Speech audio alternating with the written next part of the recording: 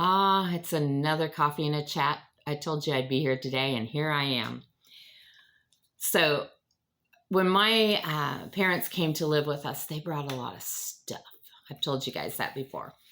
My family doesn't know how to throw things away. And so, when people would pass away, like her parents, her parents had passed away, my dad's parents had passed away, my mom's siblings had all passed away. And so she had some of her siblings' things that her parents had, and she had most of she had pretty much all her parents' stuff because there was nobody else. And then she had most of my dad's parents' things, because it's like when somebody would die and there would be things left that people were like, we don't know what to do with this. Well, my mom was, well, you sure don't get rid of it because it might be important. It might mean something later. So she just pile it into a box and take it home. Now, I don't know. Some of these boxes, I don't know if she ever went through them, or if she just kept hauling them around with her and moving them from place to place. But, especially in the last few years, I've really been working at trying to downsize and go through things, clean out, simplify. And, what's been overwhelming is because I've got all my stuff. And then, Marvin and I joined 2 households together when we got married. So there's a lot of stuff from him. And then when my parents came, they not only brought their stuff, but all these other people's. Oh yeah, my brother who had passed away, they had, boxes of whatever from him, and not a lot of things really interesting because I think his kids had pretty much got the good stuff. But just like old report cards even, and just little things that he had kept, his old calculators and pens that he had used. My mom just had put it in a box because she didn't know what to do with it and hung on to it. So they came with all their stuff plus other people's. So I've got a lot of things to go through. Not only was their section of the house packed full of stuff, but we have a trailer that we use for storing things. And we want to change it into, so it's a working trailer and not just a storage unit. So we've been cleaning that out. Well, there's been boxes that came here back in 2016 that never, when they came off the moving truck, they went into that trailer because Mom was overwhelmed and she's like, we'll get to it later. And she never got to it. So now I'm getting to it. Well, as I go through these boxes, I find some interesting things. So there was this, a little ways back, I had opened a box and realized real quick that it was a bunch of things that had belonged to my grandma Edgar. And in this box was a whole bunch of those pocket calendars, the little ones, and because she used to carry those in her purse all the time. She worked with child evangelism. She was one of their directors. She had a lot of meetings all over the United States. She still did backyard Bible clubs. I mean, she had, over the years, a very hectic schedule. And so to keep up with it, she always had these pocket calendars, so she knew where she was supposed to be and when she was supposed to be there and how many days she had to drive to get there. And because she had her little station wagon and it was full of all her child evangelism stuff. And so Grandma had all these little calendars, and evidently she didn't throw things away either because there's years and years and years worth. Well, I found it fun to go through them. Some of them were from when I was a little kid. And, and she'd be like, we went, I went and saw Ernie and Gloria and spent a couple of days there and saw the kids and, and she'd write down because on the side of those calendars, there's a place where you can make notes. And so she would write down memories basically of what she had done, on that week for, in her pocket calendar, because each page was like 1 week. And so she had some that were like a whole month. And then she had switched over to the 1 week because there wasn't enough room on that little calendar to write all the details that she needed to in that little square for the day. And so she had switched over at some point, but she would write on the side, on this day or whatever, that she had done these different things. And so it's fun to go through that and have those memories and go, oh yeah, I remember there was one time because when she would come stay with us, she would stay in my room, and and she'd usually just be there for one night, but I'd get my room all fixed nice for her, and she'd always leave me like some little gift, like a little bottle of perfume or something that she would leave on my pillow, or a little piece of candy to tell, with a little note thanking me for letting her use my room. And so one time when she came, I think I was like, maybe fifth or sixth grade at this point and feeling a little more grown up. So I had left some little gift, a little trinket on the pillow for her, thanking her for coming and spending the night with us. And so anyway, she had wrote about that on the side notes about, this time when I stayed, Angie left me a little gift. Now, I don't remember what the gift was, and I don't think that she had wrote that in there, but I do remember doing that, and because I had really, talked to my mom about it, make sure it was a nice little gift that she would appreciate and everything. And I was feeling grown up. I was always so quick to grow up. And so anyway, reading through those memories was fun. But then I found other things in there that really touched me. Okay. There were several times when she'd have an entry that, and it would be almost like she'd write it like a prayer. Lord, I blew it today. Please forgive me. So-and-so asked me my opinion about something they'd done, and I might have been a little more honest than I should, and I ended up hurting their feelings, and I sure didn't mean to. But my mouth gets me in trouble. And then there was another one where she had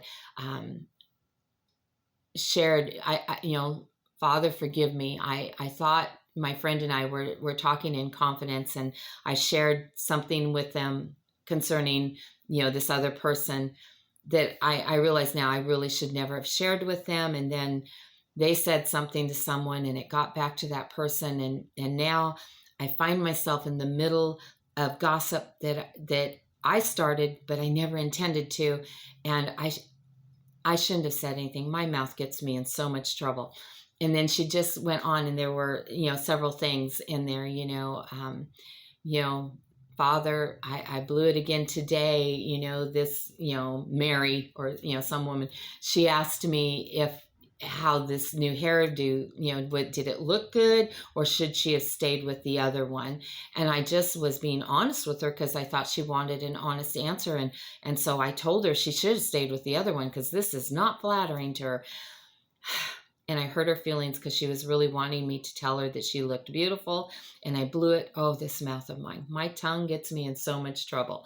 And so there were just all throughout the year, there would be little places where my mouth gets me in so much trouble. If I could just control my tongue. Why did I say that? And I don't know how to make this right. And to me, it was really interesting because this is my biggest problem. Has been my biggest problem in life since I was a little kid. Sometimes being honest when somebody really doesn't want you to be honest with them, like, yeah, no, that haircut is not working for you. And when they really, all they want you to go is, honey, you look beautiful anyway that your hair is. Things that, sharing information that shouldn't have been shared or wasn't necessary. I have this little saying that I say that criticism is not always necessary information to give. And that's because, I maybe have shared some criticism at times when I really should have kept my mouth shut.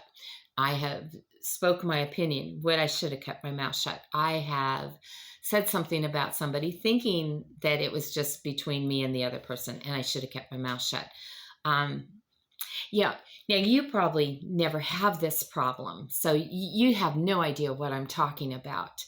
But let me explain to you that when I saw that my grandma had the same struggle as me, my first thing was I laughed and said, well, at least I come by it honestly. But the second thing was because I really held my grandma Edgar as being this very godly woman, which she was. But I never thought about her getting in the middle of gossip or hurting somebody's feelings or, I just didn't picture that ever happening. But if we went to James, it tells us that nobody can tame the tongue. It says in there, I think it's in the 4th chapter, that it talks about the tongue, and it will say how human beings, they can tame all these wild animals with no problem, but they can't control their own tongue. And it also says that nobody has ever been perfect with their mouth, that everybody has failed with that. And that if we could control our tongue, and we did always have control over it, we would be perfect.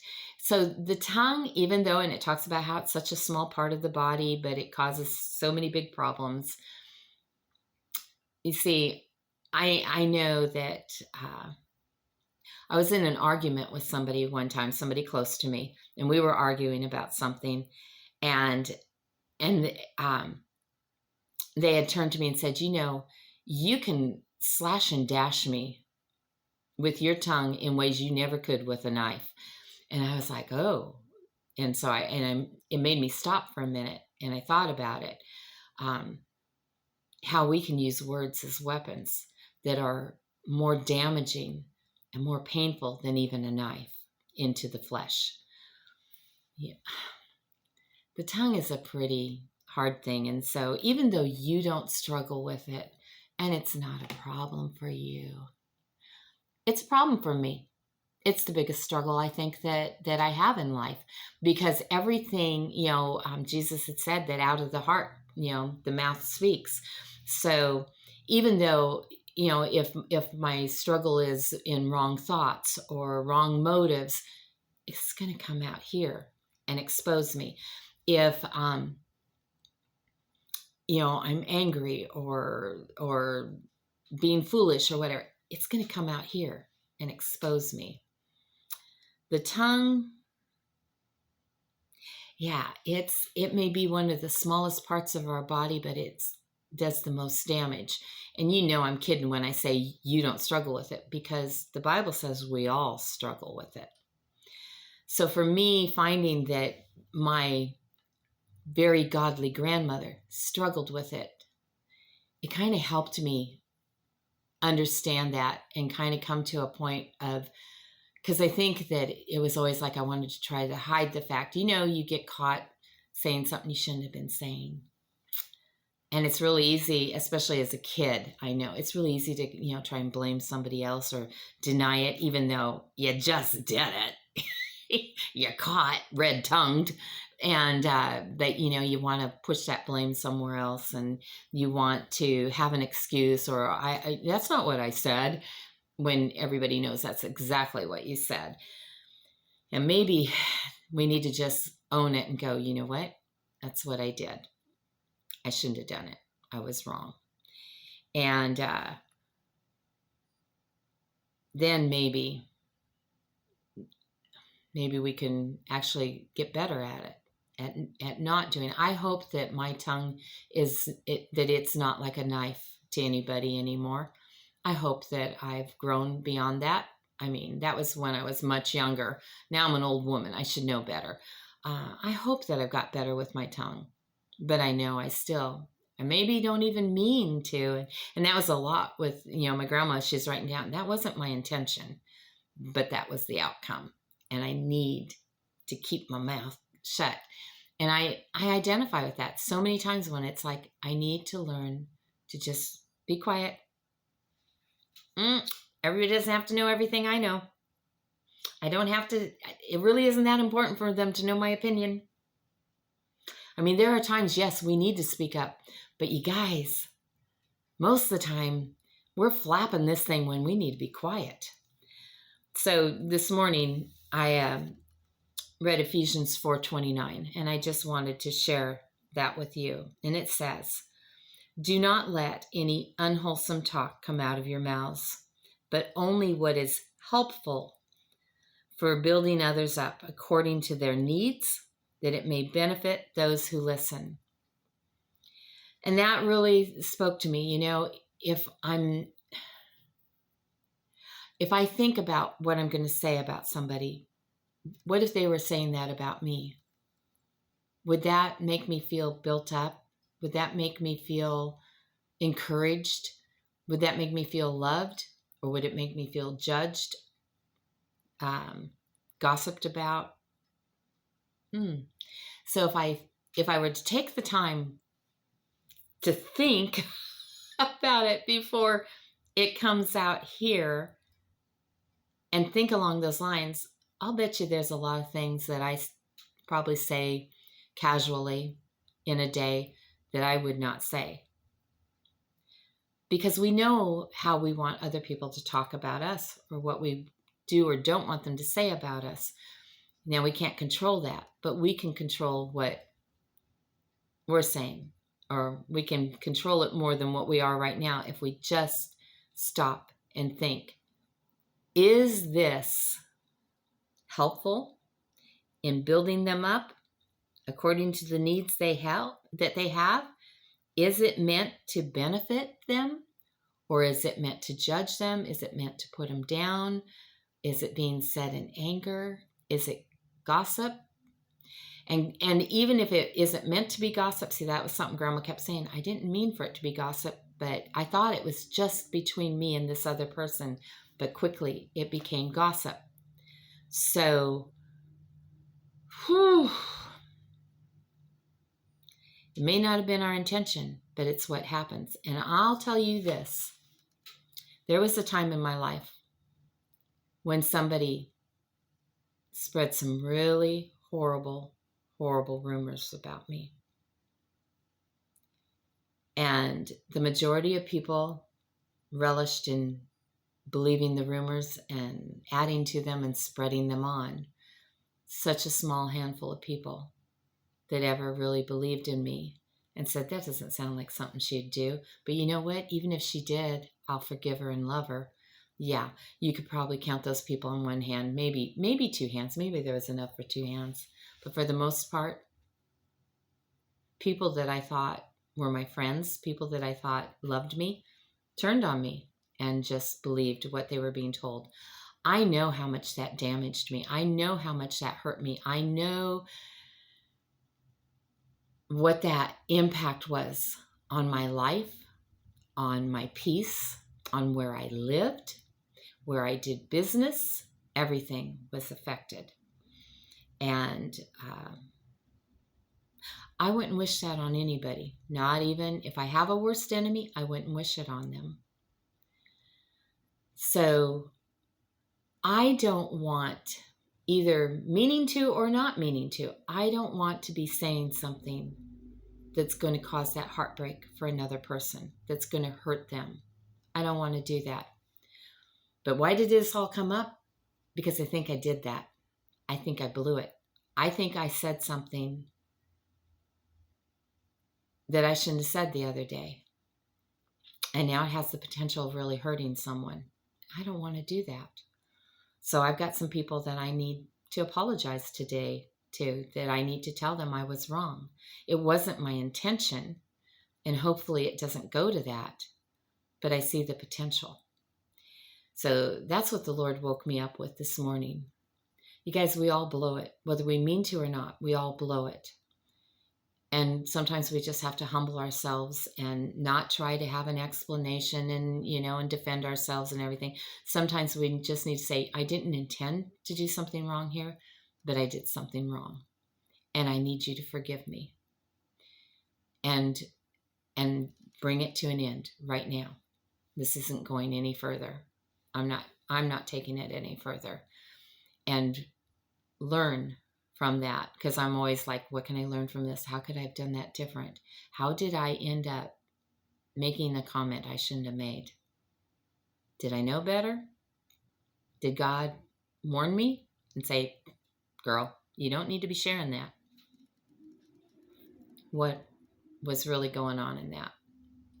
So, yeah, I'm not telling y'all what I did, because then it would defeat the purpose. But I said something that came out, I think, grew into something that I never intended it to be, or whatever. And I've got some things to try to make right now. And I just want to encourage you, because I know it happens to all of us, that when these things happen, instead of taking our mouth and making it worse by either trying to deny it or blame somebody else or do a bunch of fast talking or try to explain it to where it then causes it to grow into something even worse, then maybe we just need to humble ourselves and say, I was wrong. Whether I intended to be wrong or not, I was wrong. And I need you to forgive me. And I am learning from this. So today it's a humble day, but it's a good day. And I thank God for pointing things out to me and putting that conviction on my heart. And I know He'll be with me when I go to make something right. And that's it. And then all of you, they're all curious and are going to be trying to hit me up later going, what'd you do? I'm not going to tell you. It's all done because I don't want anybody else. I don't want somebody else to be hurt. All right. I just know that we all don't have as much control over this as we should. And sometimes things come out of here that never should have. And what was that thing that they used to say, you can't, when toothpaste comes out of the tube, you can't put it back in, which is when those words come out of your mouth, you can't take them back. You can't put it back. So as with anything else, we just have to ask for forgiveness. And if there's something we can do to make something right, we do. But a lot of times when it comes to the words of our mouth, we need to humble ourselves, ask forgiveness, and shut up. Yeah, that's what I need to learn to do. Just shut up, Angie. All right. I love you guys. I hope you have an awesome day today, and that all of us that need to go make something right, that we do it in a manner that pleases the Lord, because at the end of the day, that's what matters to me is Him. All right. I love you guys. I'll talk to you tomorrow and it'll be better.